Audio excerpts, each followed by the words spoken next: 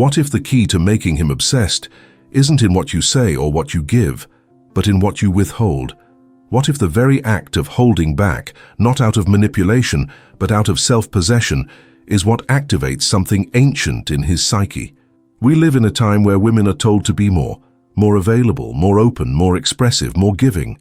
But what if true magnetism isn't found in the act of giving, but in the art of restraint? This isn't about playing games. It's about understanding the deep structures of desire.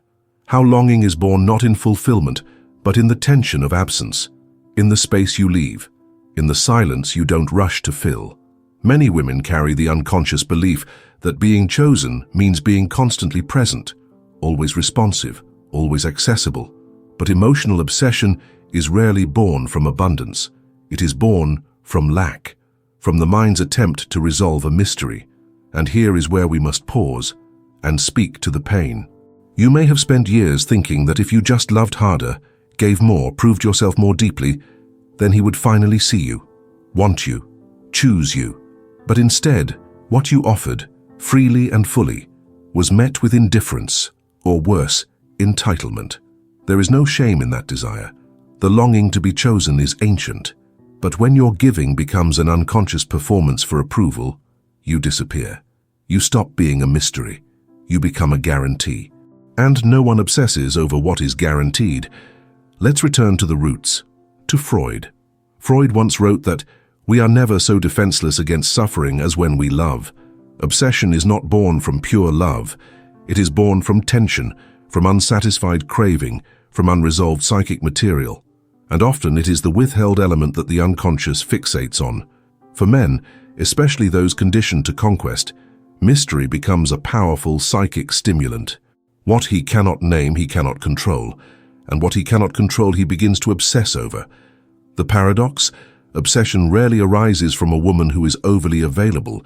It arises from the one he cannot fully decode, the woman who doesn't rush to reveal, who holds part of herself in reserve, not to punish but because she is full of her own life.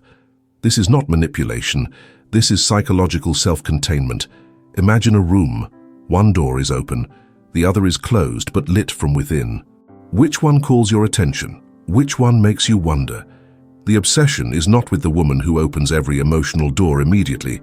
It is with the one who glows behind one, never forcing you in, never begging you to stay, simply being. Freud would say, this dynamic ignites unresolved infantile patterns, the tension of proximity without possession. The child, once dependent, now the man, chasing emotional access in adult form. And here's the deeper layer. When a woman operates from self-possession, she becomes an interruption to his learned patterns. She is not reactive. She is not overly giving.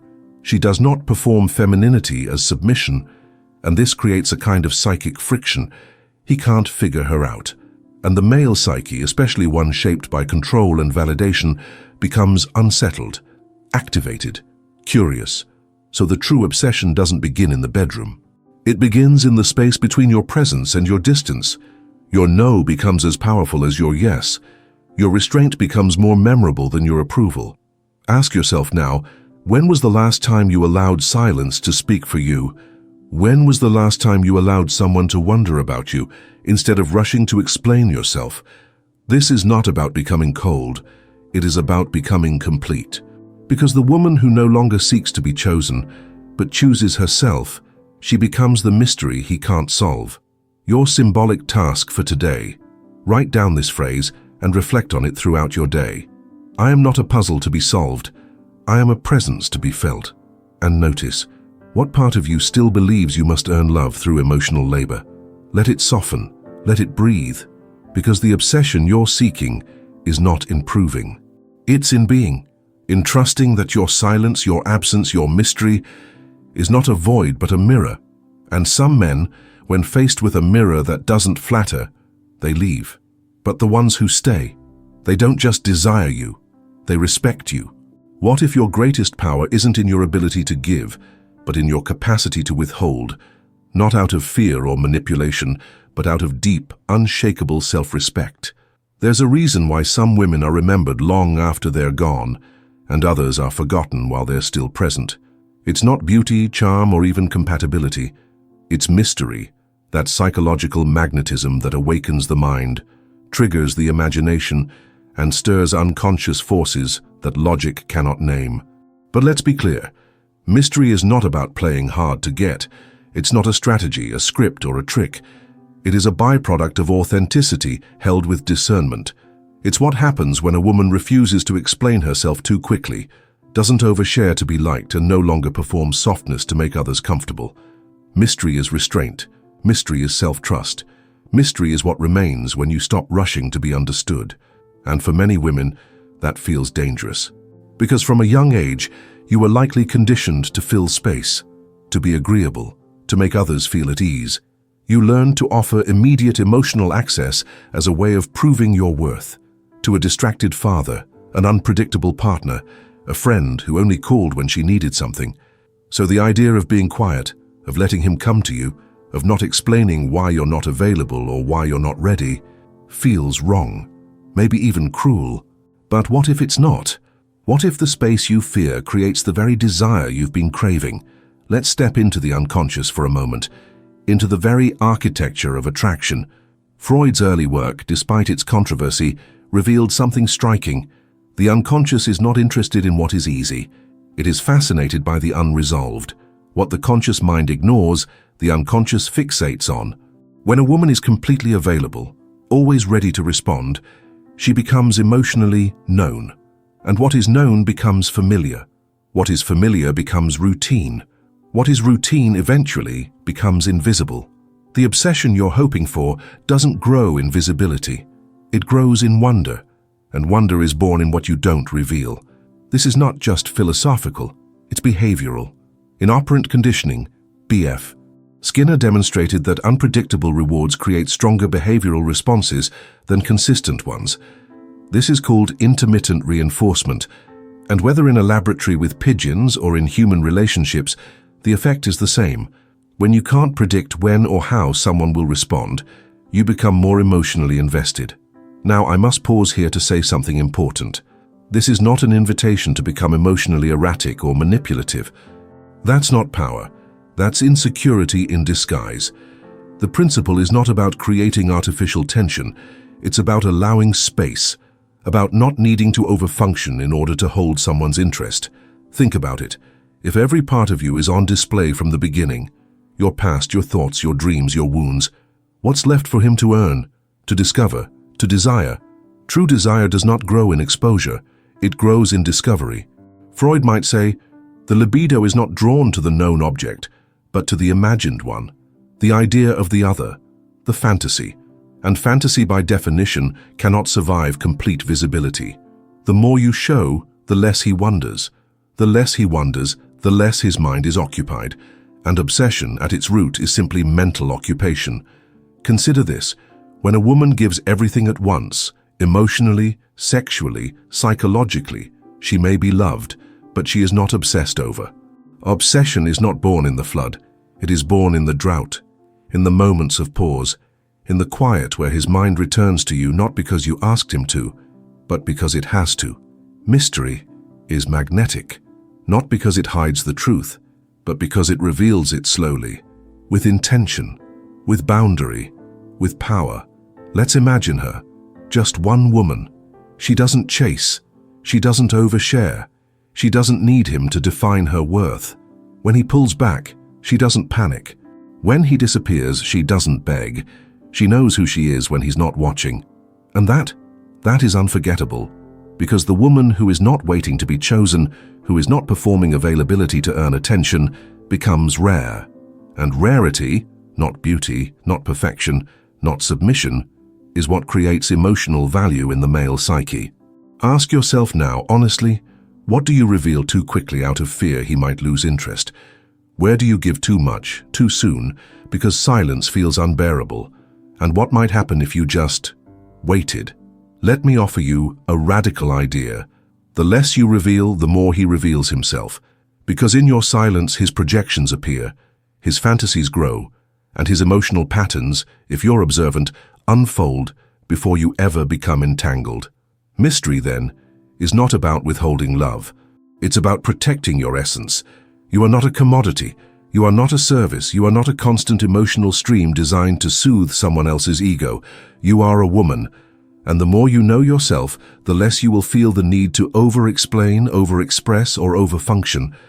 Freud would remind us the tension between longing and fulfillment is what drives human behavior. When you eliminate the longing too quickly, you also eliminate the depth of emotional investment. And sometimes the most powerful thing you can offer is nothing, not as punishment, but as presence. Your symbolic task for today, instead of immediately answering a message or volunteering how you feel or rushing to explain yourself, wait, pause, let the silence carry your worth. Say less, observe more, and write this phrase in your journal. If he wants to know me, he must earn the unfolding. Because the woman who allows herself to be discovered, rather than displayed, is not only desired, she is remembered. And obsession, it always begins with mystery. Have you ever wondered why some women leave a mark on a man's psyche, years, even decades after the relationship ends, while others vanish from memory the moment the connection fades? What is it that etches one woman into his emotional landscape, while another disappears like a passing breeze? The answer is not found in looks, sex, or charm. It's found in something far more subtle and far more powerful: emotional imprinting. There's a moment in every connection, invisible, undefinable, where the brain quietly registers. This is different, not louder, not better, just different. It's a moment that doesn't announce itself, but it marks the beginning of an internal blueprint, an association between you and a specific emotional experience. This is not manipulation, this is psychology. To imprint someone emotionally means to become associated with a particular feeling that they can't easily recreate elsewhere. It might be the way you make silence feel safe, the way you challenge him, not aggressively but with quiet certainty, the way your absence awakens reflection, not resentment. And the most potent and least understood mechanism behind this phenomenon is intermittent reinforcement. Let's look at the science. Intermittent reinforcement is a behavioral principle proven by psychologists like B.F. Skinner. When a reward is given unpredictably, not every time but just enough times, the subject becomes more attached, more invested, and more obsessive. It's the same mechanism that keeps people glued to slot machines. You don't win every time, but every so often the lights flash, the coins fall, and your brain releases dopamine. And because you don't know when the next reward will come, you stay. You keep playing. And this same neurological loop is activated in relationships.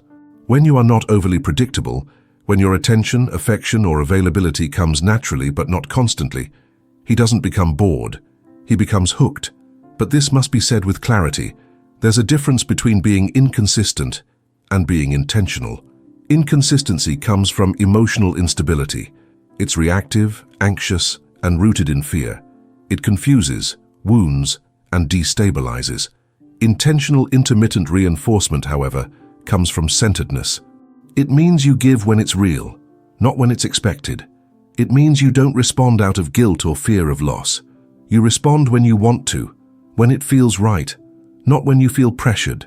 This creates unpredictability, not as a tactic, but as a natural result of not overperforming. And this unpredictability is what makes your presence memorable. He doesn't know when he'll feel it again, and so his body starts remembering it, craving it, imagining it. You become his emotional reference point, not because you're the most available, but because your energy carried a signature. Now, let's go deeper. Freud spoke of repetition compulsion, the tendency of the psyche to return over and over to unresolved emotional experiences. When you create a space in a man's life that stirs something new, unfamiliar, or emotionally significant, you activate that compulsion. He may not understand why. He may not even like it. But he returns mentally, emotionally, to the source. And when you understand attachment theory, the pattern becomes clearer.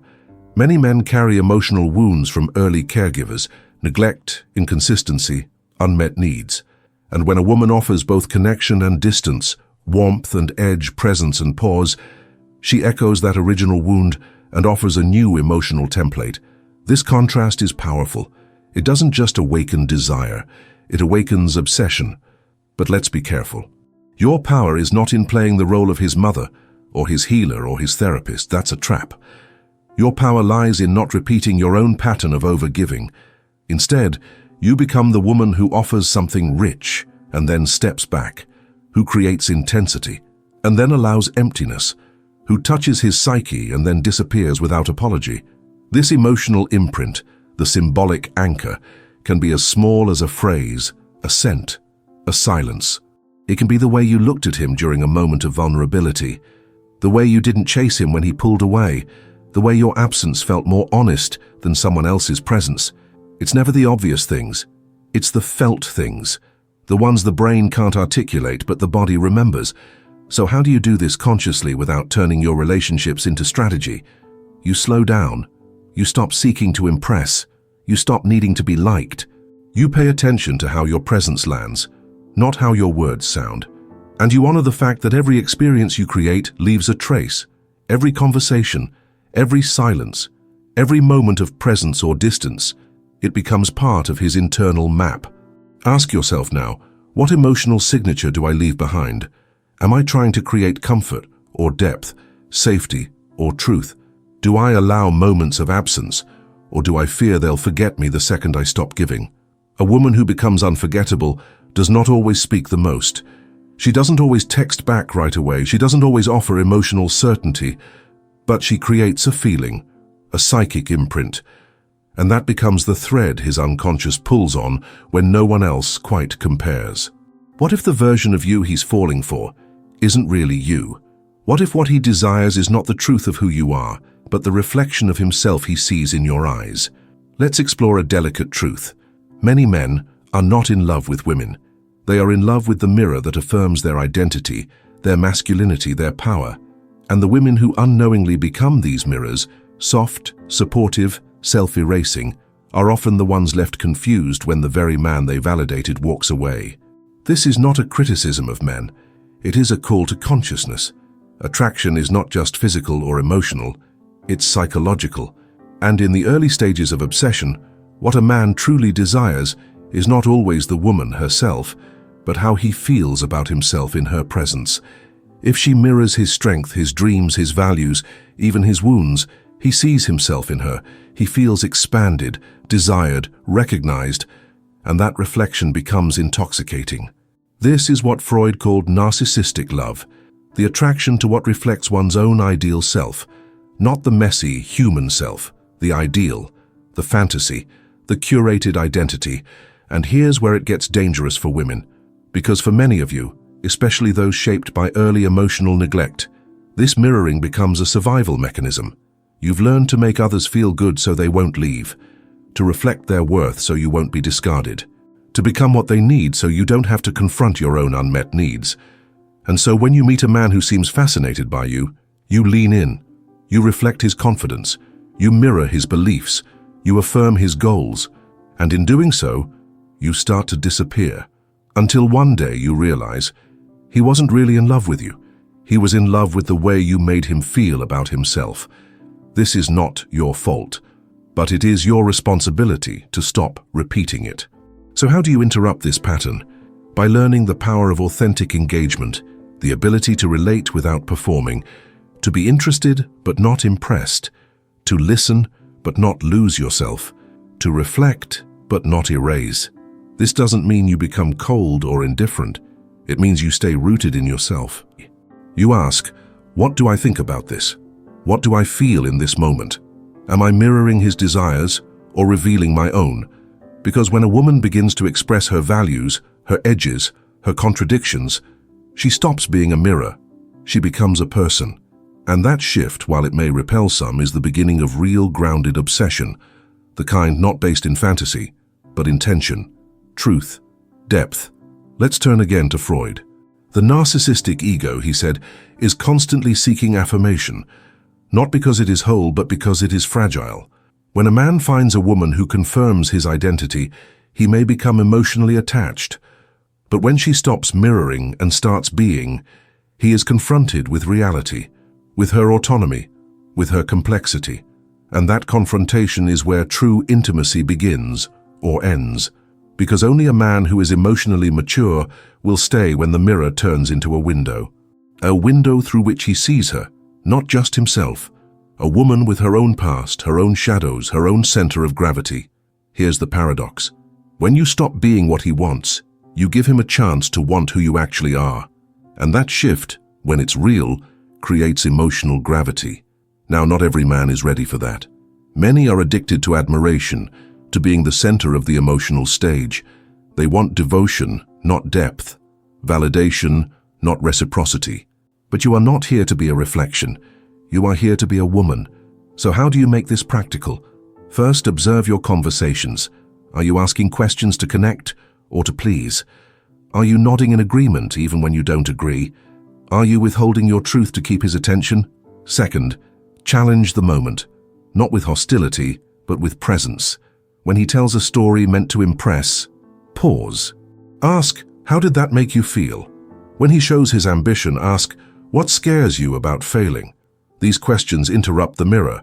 They reveal him. And when you do that while staying connected to your own emotional truth, you become unforgettable.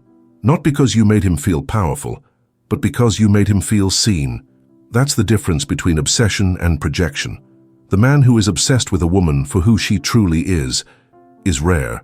But the man who thinks he's obsessed because she reflects his greatness is common. And your role is to know the difference. Ask yourself now, where do I disappear so he can shine?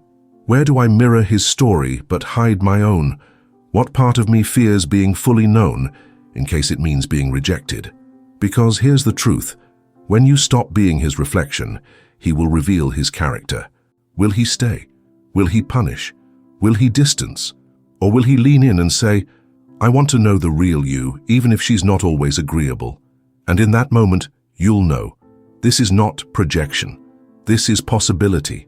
There comes a moment in every woman's life, often after heartbreak, silence, or the realization that she's been performing a role she never actually chose, where something shifts. She stops asking, what do I need to do so he stays? And starts asking, who am I when I stop trying to be wanted? This is where the psychology of desire gives way to the psychology of freedom.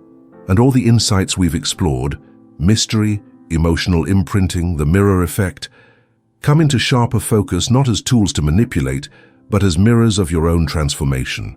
Let's pause and reflect. When you understand the unconscious forces at play, how men respond to what they can't control, how obsession grows in tension, not availability, how emotional imprinting lingers long after physical presence ends, you begin to reclaim your power, not as performance but as perception. You begin to see his behaviors not as personal, but as patterns. You stop asking what you did wrong and start observing what he's conditioned to respond to. You stop overgiving, oversharing, overfunctioning, not because you've grown cold, but because you've finally grown conscious. This is the power of self-knowledge. This is the path of emotional sovereignty. Because obsession in the end is not the goal. Obsession is merely a doorway, a signal that something psychologically potent has been touched. But what matters more than being desired is being respected, being understood, being met at your full depth, not just your most seductive angle. And this begins when you learn how to use insight not to control others, but to liberate yourself. Let Freud speak here once more as a symbolic interpreter. He would tell you that most human behavior, romantic or otherwise, is not logical. It is learned. It is reinforced. It is driven by ancient patterns of pleasure and pain, approach and avoidance, memory and fear. And when a woman understands this, she is no longer confused when a man pulls away after intense connection. She no longer blames herself when consistency dies after conquest. She simply sees. She recognizes conditioning. She names reinforcement. She tracks the dance, and then chooses whether to keep dancing. This is the essence of empowered love, choice. When you act without awareness, you repeat. When you act with awareness, you choose. And a woman who chooses from awareness, who pauses, observes, reflects, becomes emotionally untouchable. Not because she's closed, but because she's disciplined. She knows when to lean in, and she knows when to let go. She understands that the most intoxicating women are not those who give everything, but those who give with precision. She knows that mystery is not withholding. It is the sacred art of not over-explaining. She knows that emotional imprinting is not about seduction. It's about integrity, being so consistent in who she is, so attuned to her energy, that others feel something they can't find elsewhere. She knows that the mirror effect is not about mirroring a man's desires to keep him hooked. It's about reflecting on her own needs and refusing to shrink to fit into someone else's story. So now we arrive at the place where psychology meets liberation. This isn't about getting the guy. This is about no longer losing yourself in the process of being chosen. This is about becoming the kind of woman whose presence is not measured by response, but by resonance. The kind who doesn't chase, because she understands the quiet authority of her own energy. The kind who doesn't audition, because she knows love is not a transaction. The kind who doesn't rush to be understood, because she is more interested in being real than being received. So let me ask you, gently, directly, where are you still trying to be consumed instead of cultivating your own flame? Where are you still performing emotional availability to earn love rather than anchoring into the stillness of your own value? Because here's the truth you may have suspected all along. The woman who becomes truly unforgettable is the one who knows herself better than anyone else does. She doesn't just understand psychology, she embodies it. She lives it. She doesn't weaponize insight, she wields it with grace. She doesn't beg to be seen. She simply makes it impossible to forget her. Let this be your closing truth. You don't need to become someone else to be desired. You need to become fully yourself to be undeniable. And when you do, obsession is no longer the prize, you are. If this reflection stirred something in you, I invite you to share it. In the comments, tell me, what truth did you need to hear today? What part of your own story are you ready to reclaim without apology? And if you'd like to continue this journey into the depths of feminine psychology, self-possession, and emotional clarity, subscribe. There's more to explore, SB, and you're not alone. Because as Freud might say, sometimes it's not the love you didn't receive that breaks you. It's the love you gave before you ever received yourself.